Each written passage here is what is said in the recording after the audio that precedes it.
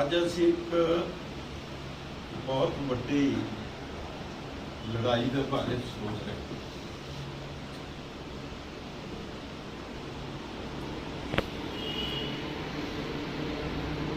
मैं सोच रहा ਸੀਗਾ ਕਿ किस विषय ਤੇ ਗੱਲ ਕੀਤੀ ਹੈ।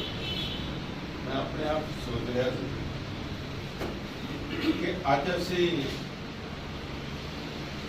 जिस लड़ाई के बारे जिक्र कर रहे हैं ये लड़ाई जी है साढ़े रहबरां ने 1848 में शुरू 1848 के महात्मा ज्योतिबा फुले नूं अगर ब्राह्मणों ने अपनी बरात चों ना कढ़िया हुंदा तो ये मूवमेंट बननी नहीं सी। उन्हां दा अपमान होया और अपमान जिहड़ा है वो इंसान की अणख नूं वंगारदा है।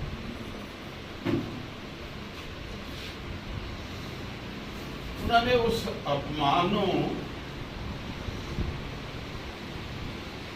जिहड़ा उन्हां दी अणख नूं वंगारिया गया उन्होंने एक्सैप्ट किया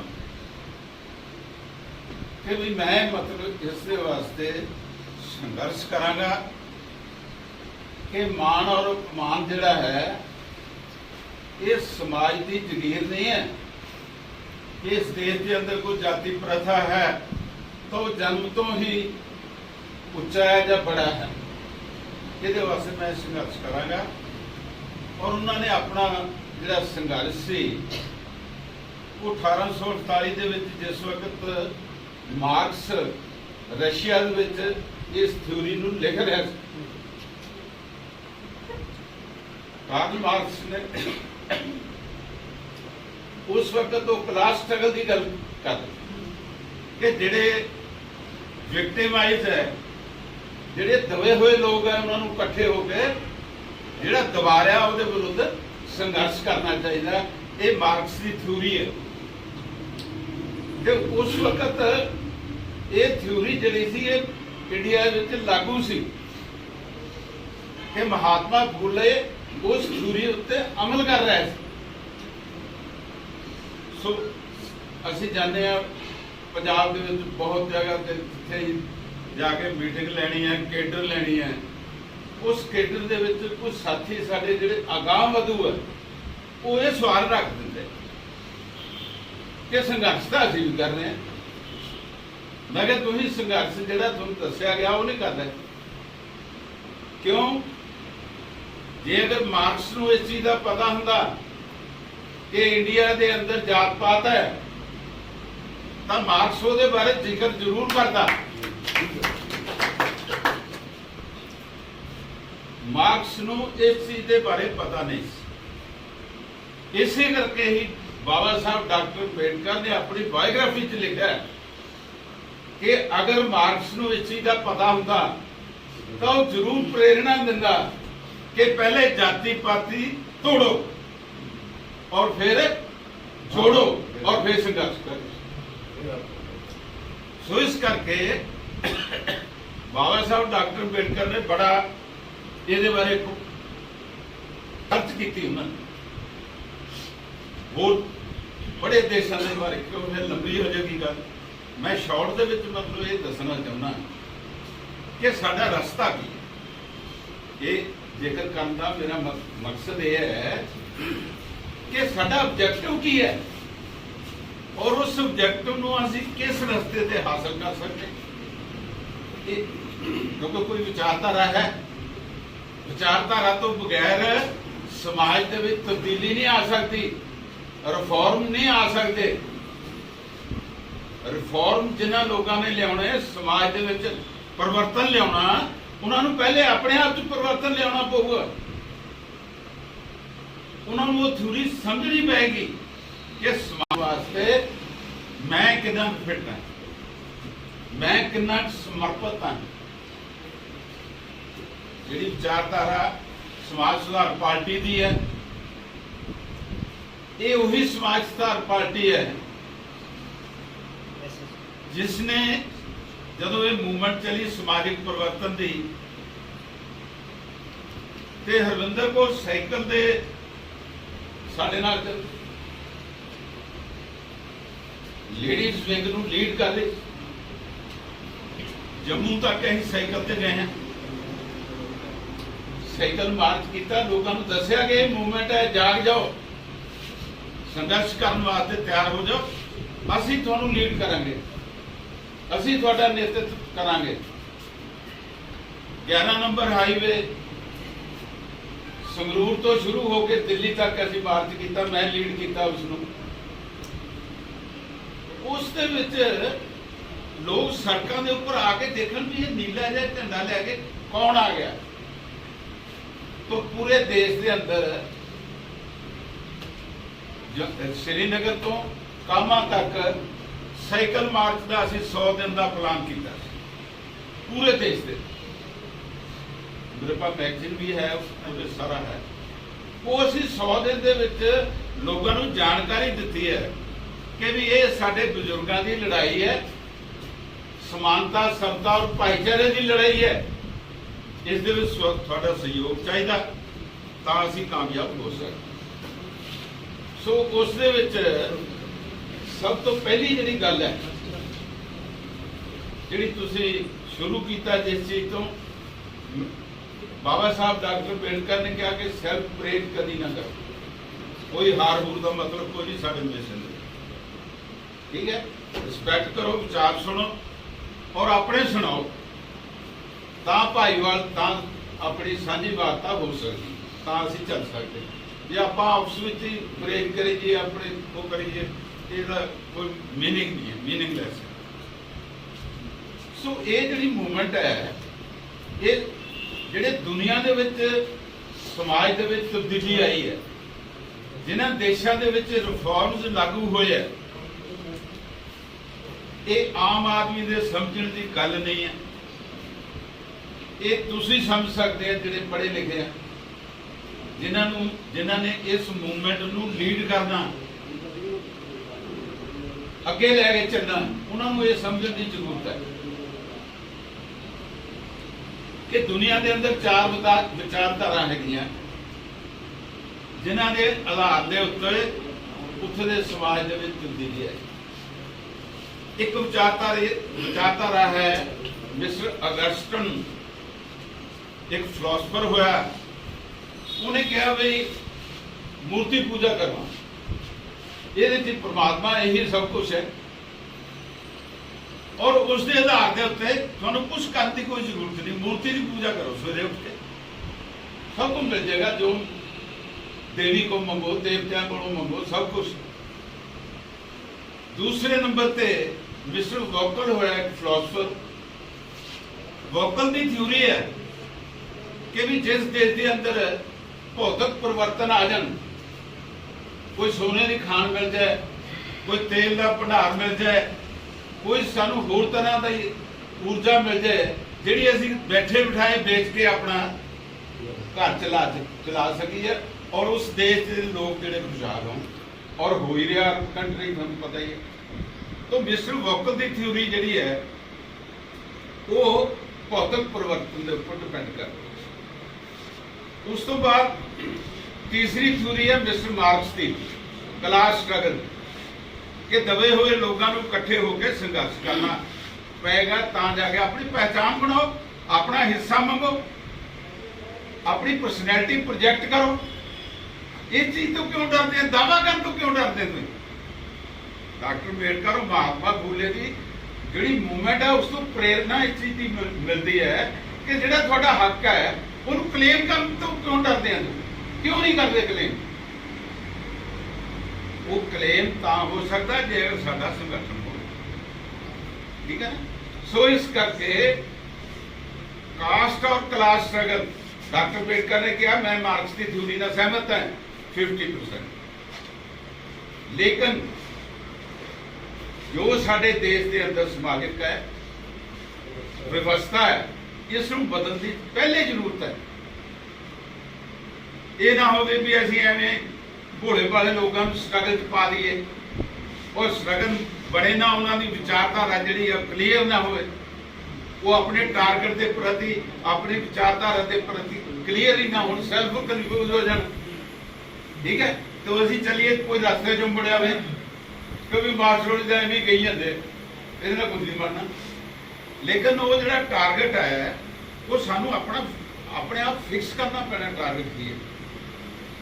ठीक है, टारगेट जी है वो साडी देश का संविधान सब तो पहला सही तरीके दे नाल लागू हो, क्योंकि साडे संविधान के प्रीएम्बल दे विच ही लिखा we the people of India.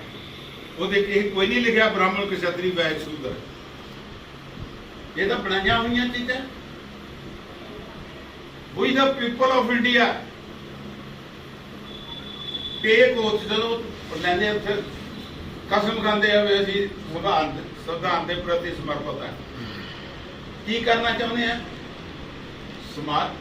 समानता समता और भाईचारा ये असीं लियावांगे, कमिट करते सारे लोगों के सामने कसम खाते करांगे। लेकिन उसनूं जदों लागू करती जरूर गल आती है फिर वो कहते बई गलत गल, ये तो शेड्यूल कास्ट और बैकवर्ड ही लै जाते फिर साडे पल्ले की है। तो इस करके इस मौके के उपर मैं कहना चाहना कि इस देश के अंदर 52.6% बैकवर्ड।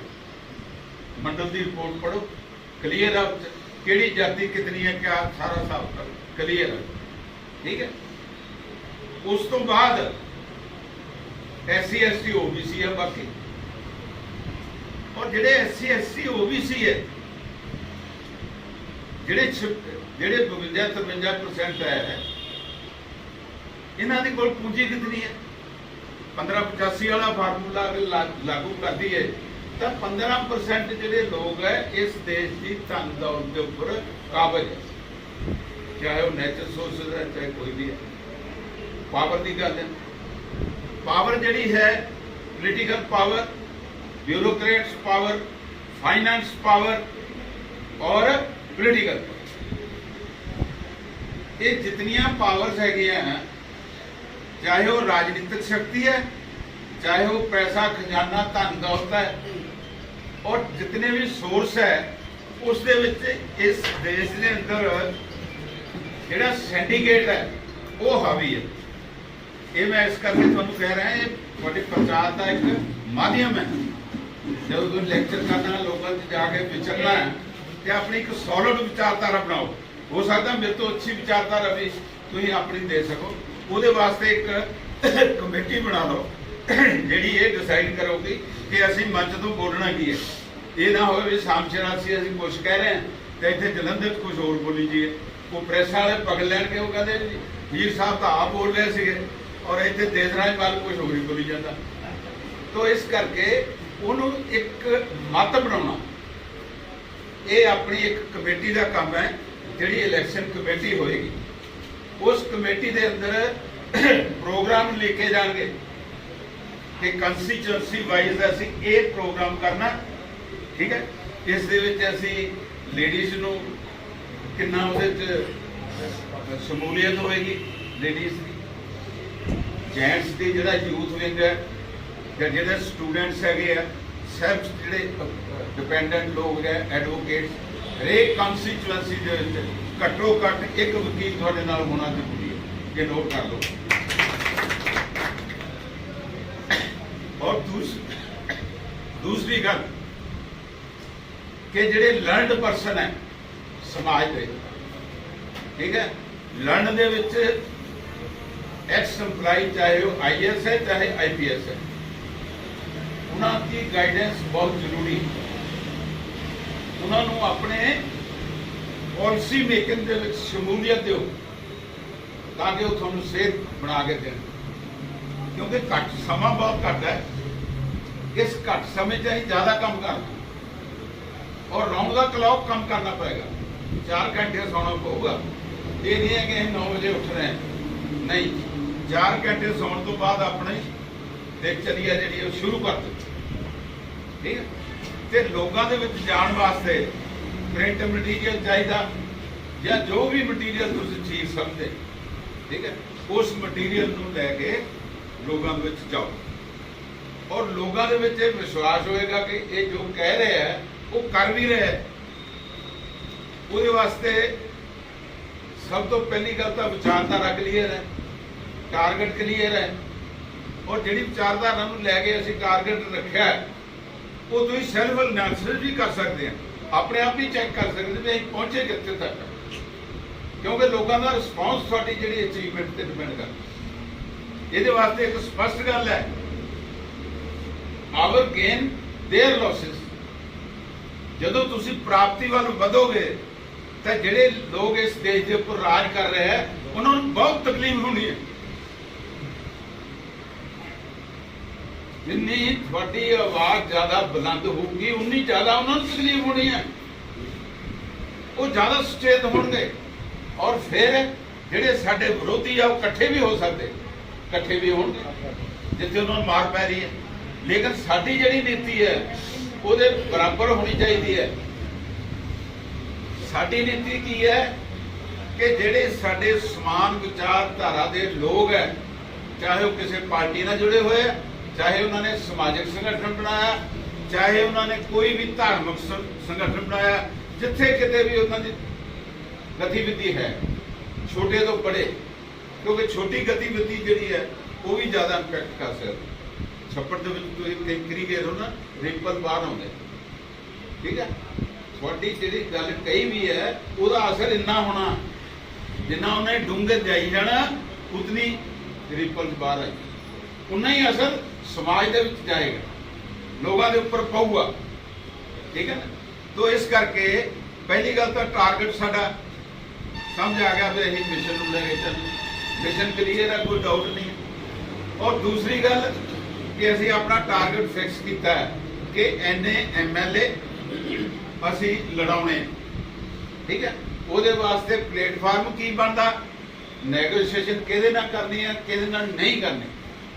ਇਹ ਵੀ ਹੈ ਕਿ ਸਾਡੀ ਵਿਚਾਰਧਾਰਾ ਇਹ ਨਾ ਹੋਵੇ ਕਿ ਸਾਡੀ ਵਿਚਾਰਧਾਰਾ ਦੇ ਉਲਟ ਜਿਹੜੇ ਲੋਕ ਉਹਨਾਂ ਨਾਲ ਹੀ ਨੈਗੋਸ਼ੀਏਸ਼ਨ ਕਰ ਲਈਏ, ਉਹਨਾਂ ਨਾਲ ਹੀ ਸੈਟਅਪ ਕਰ ਲਈਏ, ਇਲੈਕਸ਼ਨ ਦਾ ਡਾਂਗਾ ਵਜਾ ਲਈਏ ਔਰ ਲੋਕ ਕਹਿੰਦੇ ਇਹ ਕਿਆ ਕਰ ਲੈਣਾ, ਇਹ ਤਾਂ ਕਹਿੰਦੇ ਹੈ ਹੀ ਅੰਬੇਡਕਰ ਹੈ ਮਨੁ ਸਮਿਤੀ ਦੇ ਵਿਰੋਧ ਹੈ। ਇਸੇ ਕਰਕੇ ਹੀ ਬਾਬਾ ਸਾਹਿਬ ਡਾਕਟਰ ਅੰਬੇਡਕਰ ਨੇ ਜਿਸ ਵਕਤ 1916 ਦੇ ਵਿੱਚ ਆਪਣਾ ਸੰਘਰਸ਼ ਸ਼ੁਰੂ ਕੀਤਾ ਤਾਂ ਉਸ ਵਕਤ ਮਹਾਰਾ ਚਮਾਰੀ ਇਕੱਠੇ ਨਹੀਂ ਸੀ। ਉਹਨਾਂ ਨੇ ਮਹਾਰਾ ਨੂੰ ਇਕੱਠਾ ਕੀਤਾ, ਉਹ ਕਹਿੰਦਾ ਇਹਨਾਂ ਨੂੰ ਛੱਡੋ, ਮਹਾਰਾ ਨੂੰ ਇਕੱਠਾ ਕਰੋ। ਪਹਿਲਾਂ ਮਹਾਰ ਪ੍ਰੀਸ਼ਦ ਬਣਾਈ, ਮਹਾਰ ਪ੍ਰੀਸ਼ਦ ਤੋਂ ਬਾਅਦ ਜਦੋਂ ਆਵਾਜ਼ ਉਹਨਾਂ ਨੇ ਬੁਲੰਦ ਕੀਤੀ ਤੇ 1919 ਦੇ ਵਿੱਚ ਅੰਗਰੇਜ਼ਾਂ ਨੇ ਡਾਕਟਰ ਅੰਬੇਡਕਰ ਦੀ ਆਵਾਜ਼ ਸੁਣੀ ਕਿ ਵੀ ਇਹ ਬੰਦਾ ਵੀ ਕੁਝ ਕਹਿ ਰਿਹਾ, ਇਹਦੀ ਗੱਲ ਵੀ ਸੁਣੋ।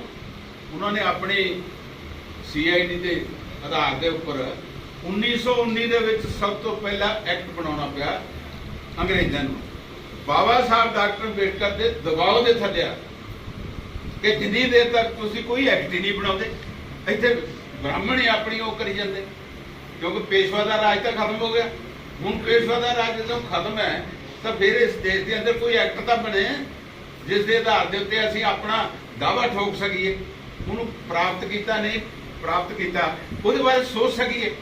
ਤਾਂ ਉਸ ਵਕਤ 1919 ਦੇ ਵਿੱਚ ਸਭ ਤੋਂ ਪਹਿਲਾਂ ਸਾਈਮਨ ਕਮਿਸ਼ਨ, ਸਾਈਮਨ ਕਮਿਸ਼ਨ ਨੂੰ ਬਾਬਾ ਸਾਹਿਬ ਡਾਕਟਰ ਅੰਬੇਡਕਰ ਨੇ ਵੈਲਕਮ ਕਿਹਾ ਕਿ ਆਓ ਤੁਹਾਨੂੰ ਇਸ ਦੇਸ਼ ਦੀ ਤਸਵੀਰ ਦਿਖਾਈਏ ਕਿ ਇੱਥੋਂ ਦੇ ਜਿਹੜੇ ਲੋਕ ਹੈ ਉਹਨਾਂ ਦੇ ਨਾਲ ਕਿਤਨੀ ਆਮ ਮਨੁੱਖਤਾ ਦਾ ਵਿਵਹਾਰ ਹੁੰਦਾ।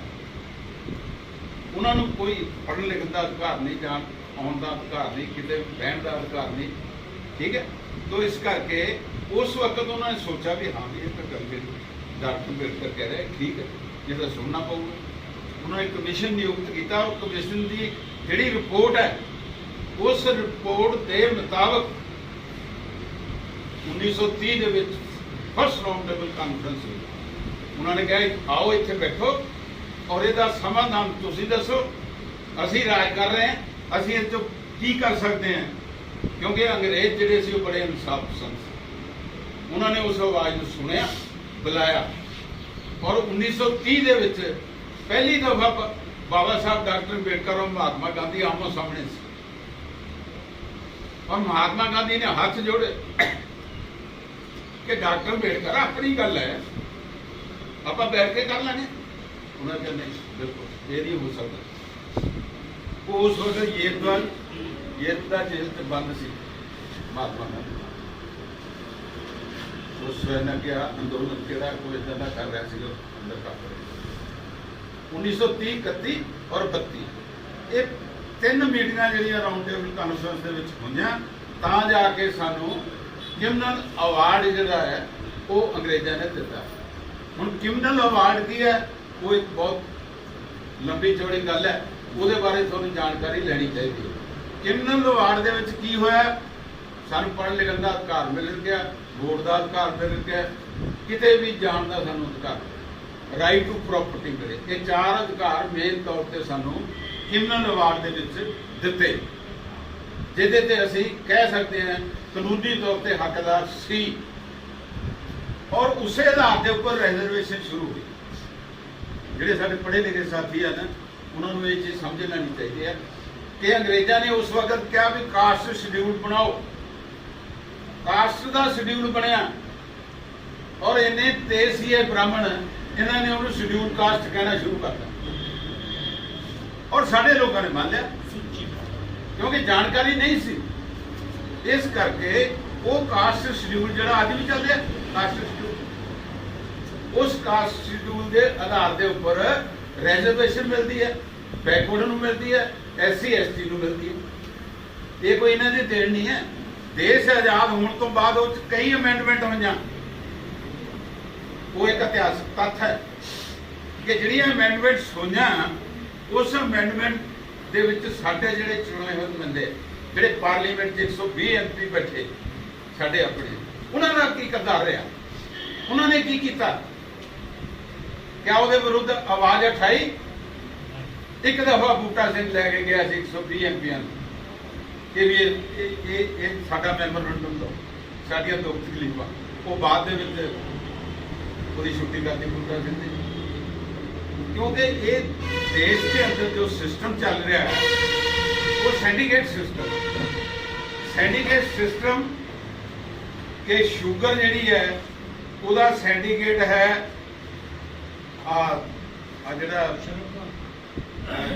पवार और गडकरी, जिन्नियां पूरे देश के अंदर मिलां शुगर दियां इन्नियां अद्धियां जिहड़ियां इन्हां दोनां दियां, ते शुगर दी रेट, शुगर दा रेट जिहड़ा है वो सरकार नहीं रखती, ये सैंडीकेट तय करता भी शुगर दा रेट ये होना चाहिए और उन्होंने मनना पैंदा।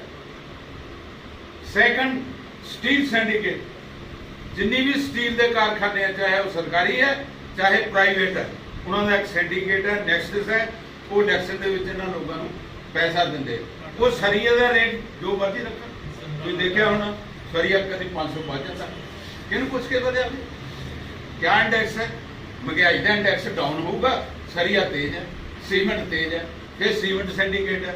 सो इस तरह इस देश के अंदर बहुत सैंडीकेट, हुण तो एक सैंड सैंडीकेट भी शुरू हो, माफिया हो गया,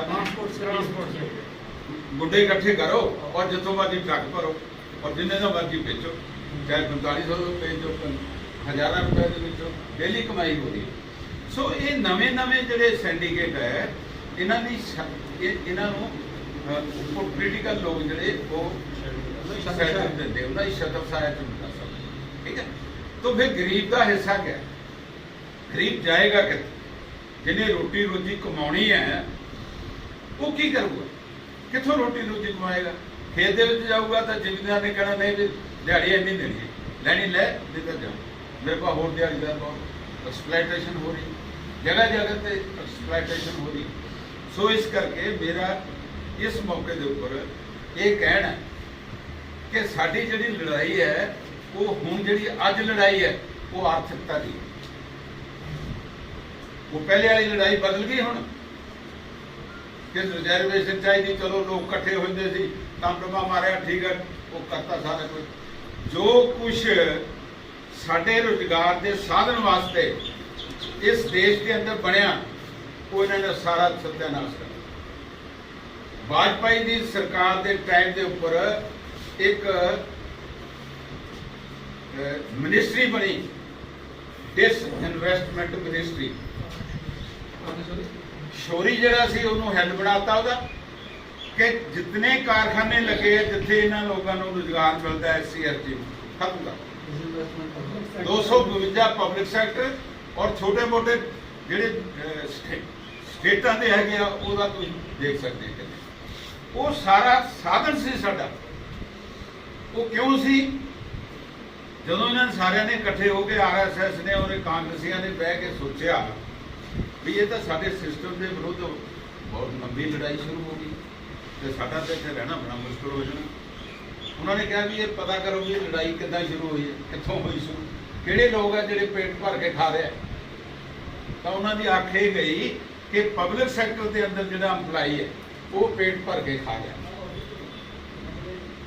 ਜਿਹੜਾ ਬੰਦਾ ਪੇਟ ਭਰ ਕੇ ਖਾਊਗਾ ਉਹ ਬੋਲੂਗਾ ਵੀ ਉੱਚਾ ਔਰ ਅਧਿਕਾਰ ਦੀ ਗੱਲ ਵੀ ਕਰੂਗਾ ਔਰ ਉਹਨੂੰ ਨੌਲੇਜ ਵੀ ਹੈ। ਇਹ ਨਹੀਂ ਹੈ ਪੜ੍ਹਿਆ ਲਿਖਿਆ ਵੀ ਹੈ, ਉਹ ਮੈਟ੍ਰਿਕ ਹੈ, ITI ਕੀਤੀ ਹੈ, ਡਿਪਲੋਮਾ ਕੀਤਾ, ਡਿਗਰੀਆਂ ਕੀਤੀਆਂ ਉਹਨਾਂ ਨੇ, ਠੀਕ ਹੈ। ਸੋ ਇਸ ਕਰਕੇ टाइम का ना मैं तो बोली जाना वही कहना ना बात स्टोरी भी कंफ्यूज है कि बंद नहीं होता, ठीक है ना। अं तो 2-3 दिन कैंप लगाया बोलना ही काम है, बोली जाना। अच्छा ये जी चीज़ है इस अभी देखना साडा हिस्सा कितने, तो साडा हिस्सा खत्म करने वास्ते बहुत देर तो सोचा हो रही। ਅਸੀਂ ਤਾਂ ਇਹ ਸੋਚ ਰਹੇ ਹਾਂ ਵੀ ਸੰਘਰਸ਼ ਕਰੀਏ, ਆਪਣਾ ਹਿੱਸਾ ਲਈਏ। ਸੋ ਇਸ ਕਰਕੇ ਇਹ ਲੜਾਈ ਜਿਹੜੀ ਹੈਗੀ ਆ ਸਾਥੀਓ ਬਹੁਤ ਮੁਸ਼ਕਲ, ਬਹੁਤ ਕਠਿਨ, ਔਰ ਜਿਸ ਵਕਤ ਅਸੀਂ ਸ਼ੁਰੂ ਕੀਤੀ ਸੀ ਅਸੀਂ ਇਸ ਚੈਲੰਜ ਨੂੰ ਐਕਸੈਪਟ ਕੀਤਾ। ਉਹਦੇ ਵਾਸਤੇ ਇਸ ਮੂਵਮੈਂਟ ਨੂੰ ਚਲਾਉਣ ਵਾਸਤੇ ਇੱਕ ਸਭ ਤੋਂ ਵੱਡੀ ਗੱਲ ਇਹ ਹੈ ਕਿ ਸੋਰਸ ਤਿਆਰ ਕਰਨੇ। ਸੋਰਸ ਹਰੇਕ ਤਰ੍ਹਾਂ ਦੇ ਹੋ ਸਕਦੇ, ਉਹਦੇ ਬਾਰੇ ਮੈਂ ਜ਼ਿਆਦਾ ਡਿਟੇਲ 'ਚ ਨਹੀਂ ਕਹਿਣਾ ਚਾਹੁੰਦਾ। सोर्स जिहड़े है वो हरेक संस्था का जखीरा है, उतो सबको पैदा हो सकता। तो सोर्स के नाल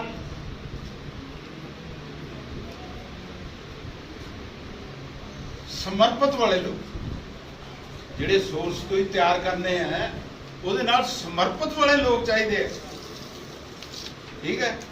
जिहड़े ये ना हो कि तुहानूं हरा शेरी चलो तुसीं अगे आप पिछे नहीं चले, नहीं।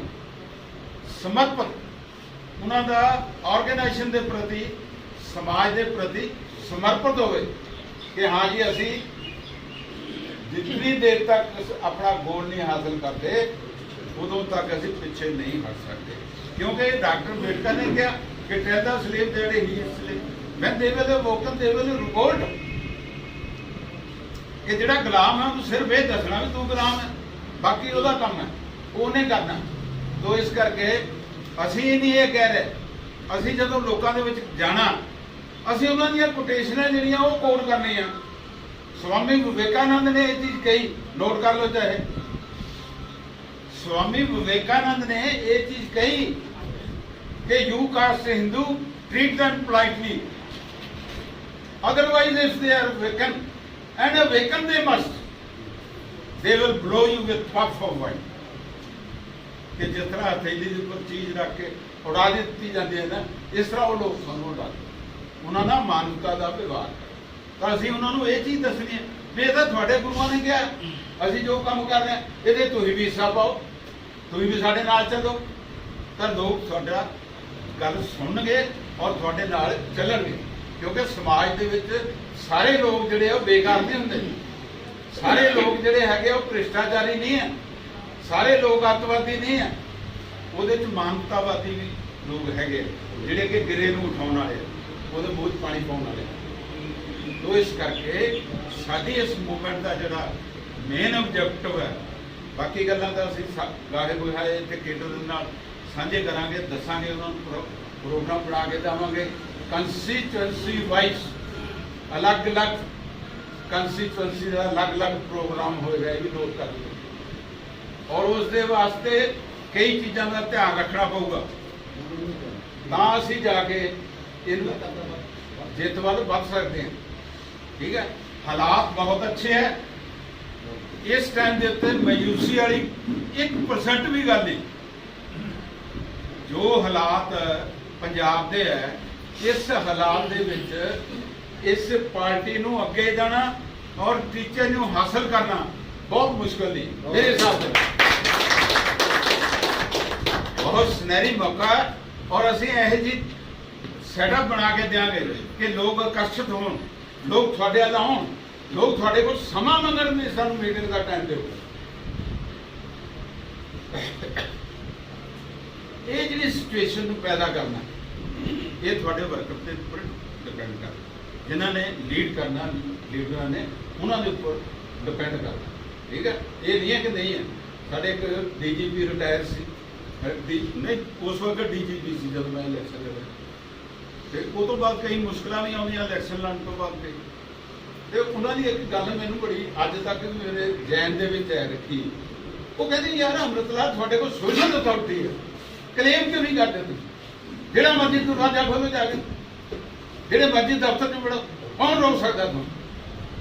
सोशल अथॉरिटी एक ऐसी चीज है जो संस्था दे, ये संस्था जिहड़ी है सब तो बड़ी गल तुहानूं सोशल अथॉरिटी घरों दे के चलूगी।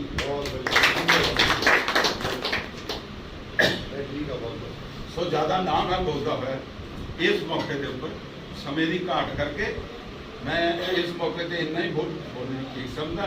बाकी जिहड़ा प्रोग्राम हैगा वो बनाउण दे विच असीं पूरी मैं मदद करूँगा। मार्शल ने कहण दे किन्नी क रह गई हुण साडी जिहड़ी हैगी आ उस मैं पता।